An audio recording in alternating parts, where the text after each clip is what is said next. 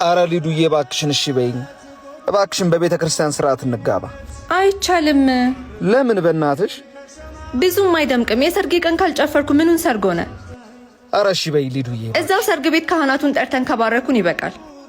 እሺ ሰርጉ እንደፈለግሽው ይደገሳል። ቴንክ ዩ ሲስኮዬ።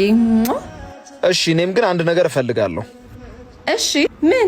ቤተሰቦች ሰርጉ ላይ ባይመጡ ደስ ይለኛል። ምን ደፋር! ከተጋባን በኋላ እዛው ቤታቸው ሄደን ይመርቁናል።